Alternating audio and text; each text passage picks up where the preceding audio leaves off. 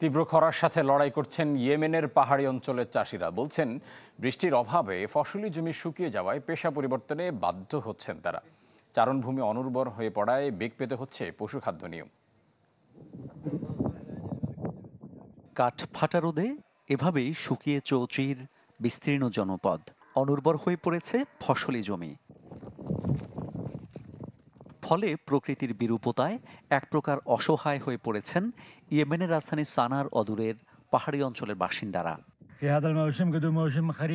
গেল বছর প্রচুর বৃষ্টি হয়েছিল, এবছর পুরো গ্রীষ্মেই কেটেছে বৃষ্টি ছাড়া। এটা আমাদের কৃষি ও পশুপালনে ব্যাপক খারাপ প্রভাব ফেলেছে।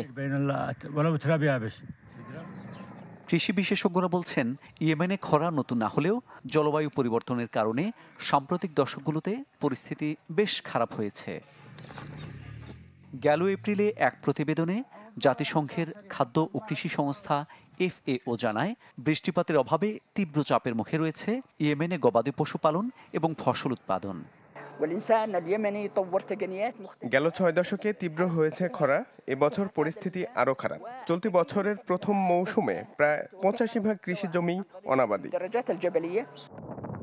এমন বাস্তবতায় খাদ্য নিরাপত্তা ঝুঁকি বৃদ্ধির শঙ্কা করছে সংস্থাটি। কর্মকর্তা বলছেন, আরও আমদানি নির্ভর হয়ে পড়বে দুর্বল অর্থনীতির দেশটি। খরা ইয়েমেনের জাতীয় খাদ্য সরবরাহের উপর ব্যাপক প্রভাব ফেলছে। শস্য উৎপাদন কমে যাওয়ায় দেশটির আমদানি নির্ভরশীলতা বাড়বে। ইয়েমেনের গ্রামীণ জনগোষ্ঠীর প্রায় 70% কৃষিকাজে জড়িত।